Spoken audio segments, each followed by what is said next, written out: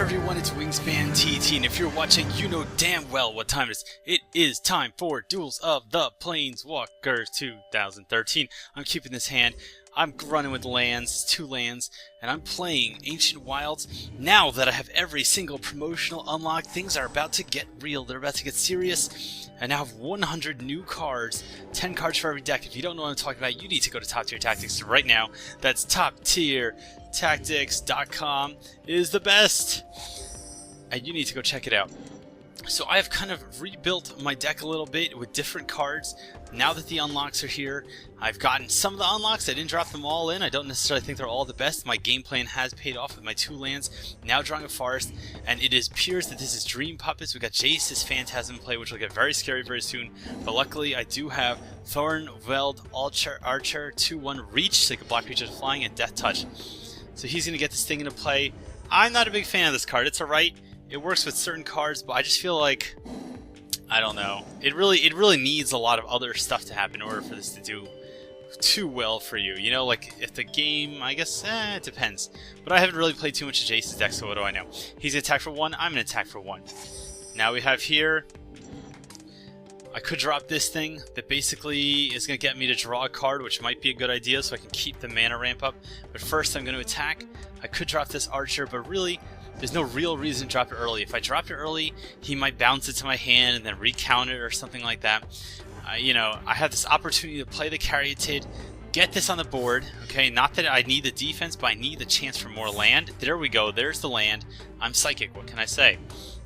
And we're just going to be trading 1 damage back and forth for a while, and he's going to be milling me out. Now here's the one thing that the mill deck needs to keep in mind is that a lot of decks have recursion, including mine. I have 2 Vengevines in this deck now. If you remember, Vengevine is the 4/3 with haste that if it's in your graveyard can come back directly into play if you play 2 creature spells in 1 turn. So he can keep milling me. That might actually lead to his death. We got Acidic Slime here, which is great. Destroys target artifact, enchantment, or land. Okay, there's the Vengevine. I get to swing in with Vengevine. He might have Unsummoned that brings it back to my hand, but it does have haste. But I can get rid of both of these things once I have 5 land in play. So I'm going to play the Vengevine, see if he unsummons it or not, and then I'm going to swing for 5. And now he's kind of in a bit of trouble. He has to decide if he's going to leave his blockers back every turn. He may also have his bounce creature, his 3 for 2/2 bounce creature that's going to bounce back to my hand, but it has haste, so unless he can counter it, it's just going to keep becoming a nuisance every turn. And if he doesn't get more lands, let's see, he does have more lands, alright. Mind control, so he's going to take my Vengevine, but little does he know, he taps out, okay? He's going to steal Vengevine, but I have Acidic Slime, so if I get a land off the top of my deck, okay, I will be able to drop it in play, destroy this thing, and get my Vengevine back. Some people get their mojos back, some people go back to the future. I'm getting my Vengevine back, and now he's trying to decide if he should attack or not, but of course he should. If I were in his position, I would attack. I'm not going to hold back the 1/1 for no reason.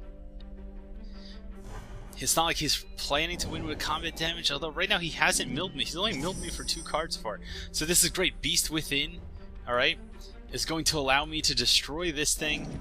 Okay, destroy Mind Control, and then give him a 3/3 creature. Now some people have dismissed Beast Within.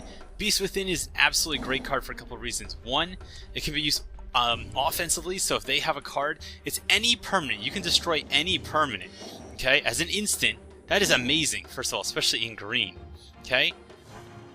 The second reason Beast Within is so great is because you can use it defensively. So let's say this Caryatid isn't useful to me anymore. I can use this Beast Within on my Caryatid, get a surprise 3/3 blocker, okay? And I can also use it to, you know, basically sacrifice that and get a cool blocker. So I'm going to do this. I'm going to get rid of Mind Control and get my Vengevine back. Boom!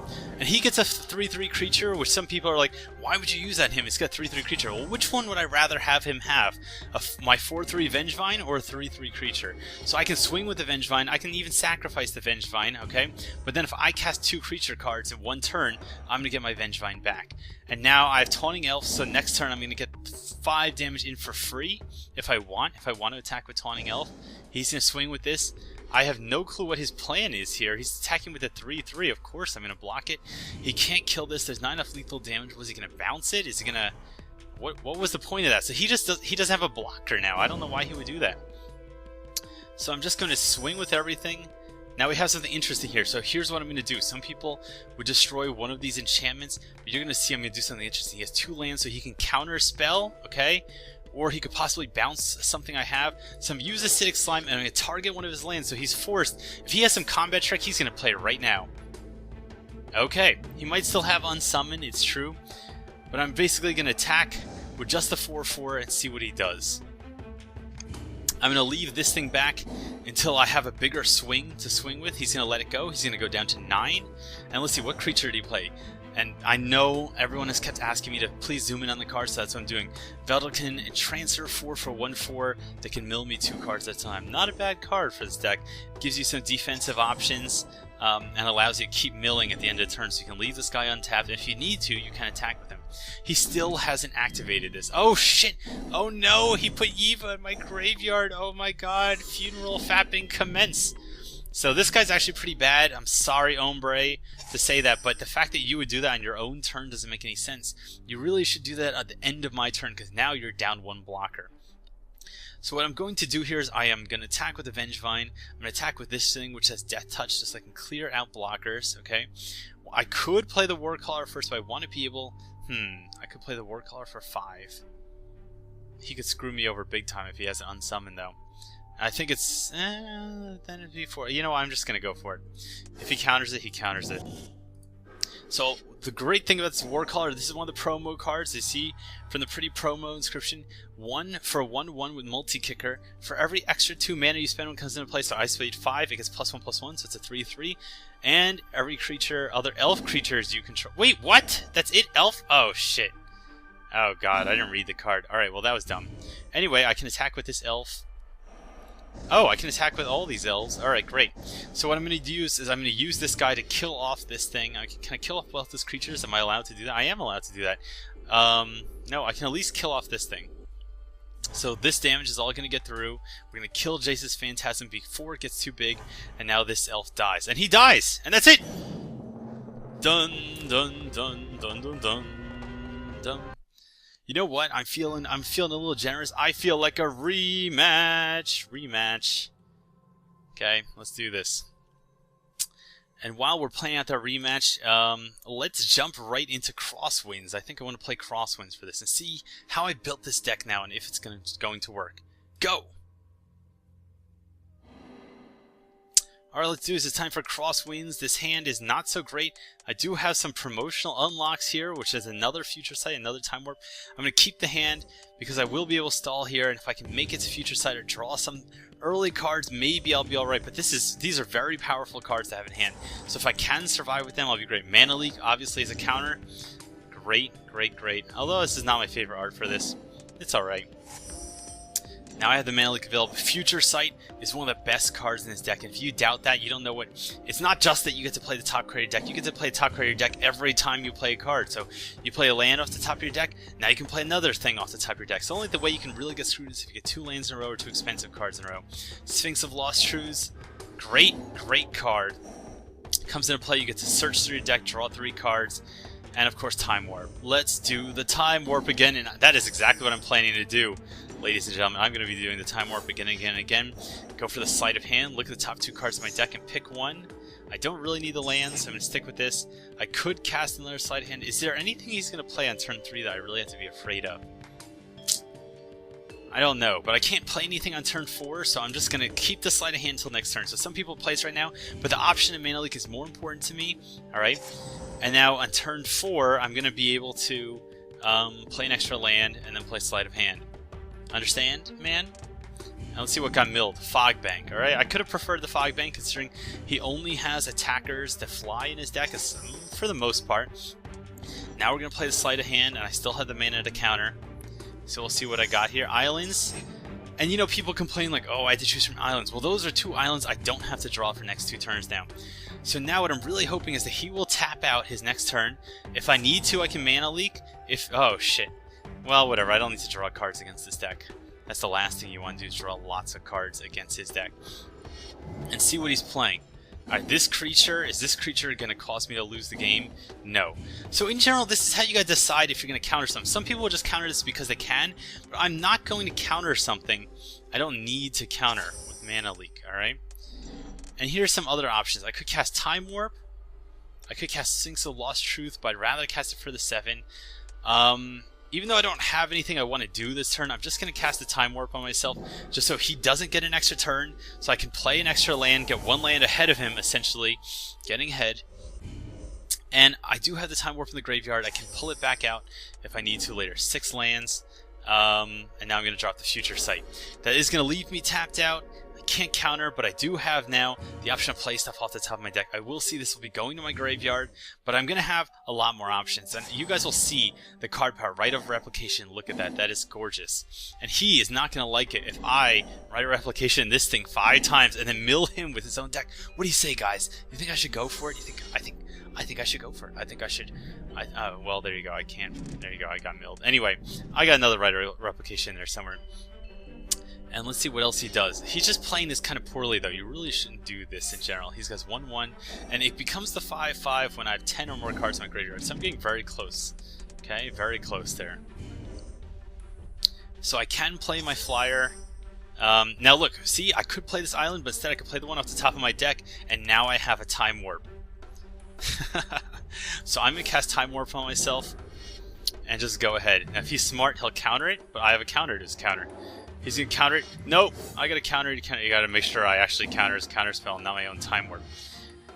So I will take my extra turn, thank you very much, and then go into my next turn.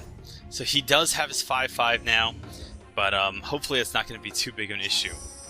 Okay, Followed Footsteps. This is one of the promotional cards. Enchant creature at the beginning of your upkeep. Put a token that's a copy of enchant creature onto the battlefield. My.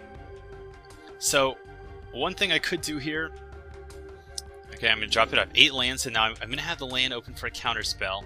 Okay, I'm going to drop Followed Footstep on his Phantasm, and I'm going to get free blockers for the end of the game. Okay, so every single turn I get a free blocker. I could put it on this guy and then mill him to death, but I'm pretty much going to die if I do that. So I'm going to put it on this. And here's what's so great about Followed Footsteps. Obviously, I'm going to get a free creature every turn. It could be the best creature in play. But the other thing is now it's on his creature. So if he wants the chaos to stop, he has to kill his own creature or bounce his own creature or something. So that's great. And I have some bounce here. That's also great. So I do have that as an option. So what? He's going to return this creature to his hand and then replay it. So no, we're not going to let that happen. I'm not going to let that happen. Can't let you do that, Star Fox. Okay? And now I'm basically... Yep, I don't know why he's doing this now. I mean, it's not like I have Creatures of Haste or something. I got 34 cards left. So at this turn I have 17. About maybe fewer than that, 13 turns to live. I really need to turn the game around. Now he's going to attack with his 5/5. I guess he might have milled me because he doesn't want me to draw a Repulse. That could definitely be it. But now I'm going to start getting cards. I'm going to start getting free chump blockers for the rest of the game. Alright, yes, there you go, 1/1. I now have enough to... Oh shit, I wasn't paying attention, guys. I should have cast the land off the top of my library. I'm going to play Sphinx of Truce and kick it and draw 3 cards. Great, and I have a mana leak available.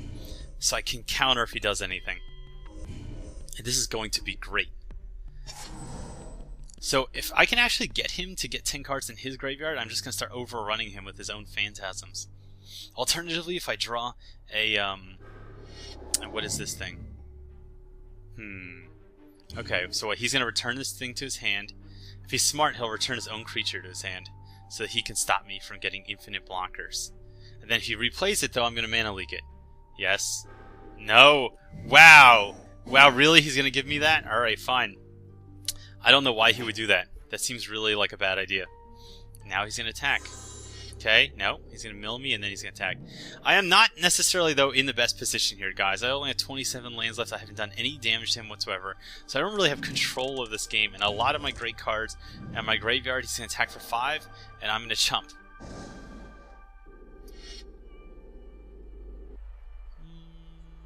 Yeah, I guess I'll chump. Alright. Might as well. I'm just going to get another chump blocker next turn.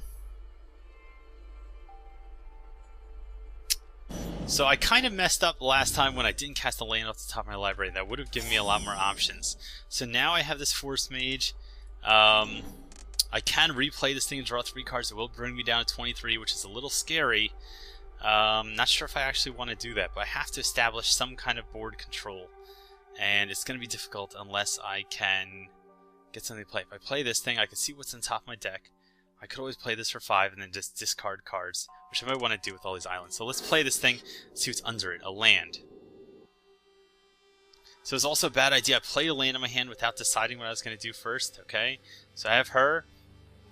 I can play this thing for 5, leaving some lands untapped. Draw a couple of cards, but I might deck myself, which is scary. Now I gotta discard cards. I'll get rid of these things. And I have Dispel, or Disperse. So one thing I could do is, and I have Fog Bank also, but I don't really need it yet. One thing I could do is bounce Followed Footsteps and put Followed Footsteps on either Adept, so that I can bounce all his creatures every turn. But I'm going to keep Disperse and Mana Leak as options because I have no clue what he's going to do. I have 22 cards left. There goes my Talrand, which is kind of sad. But I guess I could have prevented that if I had bounced this. But he would just mill me anyway. Alright. So now he's kind of figure out what he wants to do. Alright, every player is going to draw how many cards? Prosperity is a great card. It goes all the way back out. And he's going to leave enough to counter. But if he wants to use a counter, he's going to have to use it. Nope. Okay. He let it go. Does he have some other threat I don't know about? Okay. He's going to tap himself out here. He doesn't really have anything else going on. And I got to think if I can get Followed Footsteps on this thing, will I basically start having massive advantage? Okay. Because I have a couple blockers in play now. Now I learned last time I shouldn't play a land. I don't have a lot of turns left to win though. If I play the Kraken Hatchling, let's see, Follow Footsteps, that's 2 plus 5, that's 7. Okay, 7 mana. Then I have possibly 11, that's 4 left. Okay, let's do this. Alright, I'm going to play this thing just to get off the top of my deck. And I don't know if it's a good idea. Oh! If I play this thing 4 mana, I can get an extra turn. Oh, I can bribery him? Does he have anything worth briberying? Oh god, what does he have in his deck? I have a lot of cool cards here. Okay, I know what I'm going to do. Alright. I'm going to cast this thing. Okay, I'm going to get Time Warp back. I'm going to take an extra turn. Okay, okay. Then I'm going to cast, recast. Oh god, alright. I'm going to Time Warp myself. I'm going to take an extra turn. Then if I can recast this, I can cast Rite of Replication. I can cast 5 Rite of Replications on this thing and return his creatures to his hand? No. Oh, god damn it. I don't know if that's a good play. Well, let's see. Let's see. Gotta figure out what to do. Gotta stall a little bit here. I could get Bribery, but I don't know if he has anything in his deck that's necessarily gonna be like an auto-win card. Oh! Yes! Yes, I can Bribery his Sphinx. Does that work? Does that Sphinx only... Does it work on any graveyard or just an opponent's graveyard? Fuck. Oh, it's so risky. Or I can cast Rite of Replication on this thing and get back a whole bunch of Time Warps. I could put... Oh god, I could put Follow Footsteps on this guy and then get a Time Warp every single turn and then win. And it would give me 15 turns to win. Oh shit. Okay, I'm stalling too much. I'm stalling too much. Alright. This is rough. This is really rough, guys. Alright, so I definitely have to disperse this guy. Nope. I'm disperse... Oh, fuck. Disperse this guy and pull him back out. Then I would have 8 mana. 8 mana. Nope. Put Rite of Replication on him. I gotta do it. It's my one chance. Did I click the right card? Yes, for fuck's sake. Okay. I'm gonna have to play Spiketail Hatchling. And now basically, if he can't stop me next turn, every single turn I'm gonna be able to return a card from a graveyard to my hand. And then basically, I'm just gonna have the ability to just overrun him, like massively overrun him. So guys, I'm gonna try that. I don't know if it's gonna work. It's a huge risk. I'm gonna try to trick him into thinking I have a counter. I guess, does it matter? Should I place... I guess I gotta trick him into thinking I have a counter. I gotta leave the land open. Playing this Fog Bank isn't gonna get me anything. He's not going to do anything to me. He's gotta mill me this turn. He's got 1 card in hand. Alright, he's gonna bring me down to 11. So now it's... Oh, there goes Panoptic Mirror. So now I gotta use the Time Warps. I have to use the Time Warps and figure something out. Or I could cast Writer Replication. I could get 5 copies of this thing and try to deck him before he decks me. That would allow me to do... Okay. I guess if I do Time Warp, it gives me some extra time. He's got 1 card in hand. I don't know what he has, though.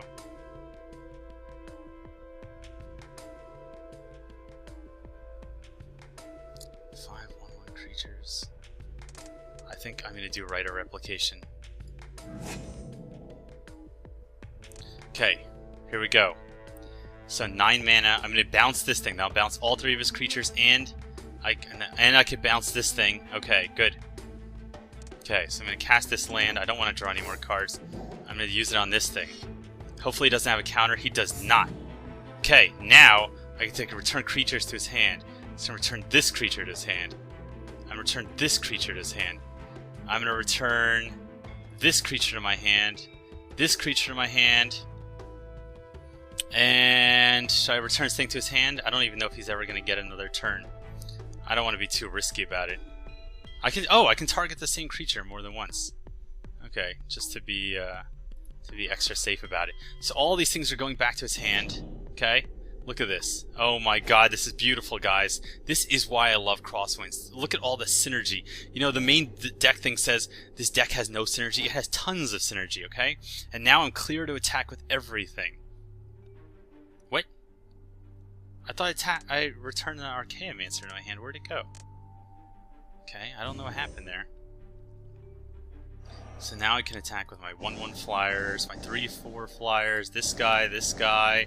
Hell, I'll attack with this guy, see what he's going to do about it. He probably can't do too much about it. So he pretty much has to beat me this turn, because next turn I can return anything I want to my hand. I can write or replicate. Ooh, he's at 11. I don't know what happened there. I don't know where this other Archaeomancer went. Maybe I was just looking at something wrong. But basically, I have 9 cards left. It is possible he could mill me. He could definitely mill me. He's got 4 cards in hand, although I guess 2 of them are his creatures. I could still lose. I could definitely still lose. So we have to see. Alright, Jace's Phantasm, not a threat. What I should have done, though, is pause the match for a second so he would think I have a counter, so he wouldn't play the cards he wants to play. So if he plays another card, regardless of what he actually goes to do, alright, I'm going to pause the counter so he can think that I have a counter. Tap all creatures target player controls. Fuck! God damn, that sucks. At least what can happen is hopefully I can get a Time Warp. He's going to attack for 2. I'm fine. I can get Time Warp back to my hand, and hopefully he doesn't counter it. But it's getting rough. It's getting rough. Alright, get any card I want back to my hand. I could take another Writer Replication. I could also take Counterspell. Counterspell might be a better play. He has 1 card in his hand. It wasn't a counter before, or he would have played it. So I'm going to take the Time Warp. Okay? And I have a Counterspell now on top of my deck that I can play Future Sight. Alright, so I'm going to Time Warp myself. If you want, yeah, bring it. You can't bring it. Okay? So now I know he's not going to do anything. I'm going to play the Aether Mage. I have the Counterspell still there. I'm not going to use it, obviously, on myself. Okay, nothing's going to happen. I'm going to take my own next turn. Ooh! And now I get another card back. So I have 8 cards. I might as well take the Time Warp again. So I have 8 extra turns now. Okay, so now I'm going to swing with everything. 1, 2, 3, 4, 5. I'm not going to attack with this thing, the Followed Footsteps. I am going to attack with those. Attack with the Flyers. And attack with everything. Everything except for the Followed Footstep guy. I need him to get more turns in case I could do this. And there's nothing he can do. GG. Everyone, I'm WiNGSPANTT from TopTierTactics.com. I hope you enjoyed this, and I hope you stop at TopTierTactics.com. I am going to revise my Crosswinds deck list, and I'm going to be posting my Ancient Wilds deck list. So if you liked what I did here, you like the synergy, you like the fucking lockdown, I know it looked like I had no control over this game, the whole game, but I had a master plan, and that was be Wingspan. Alright? Cheers.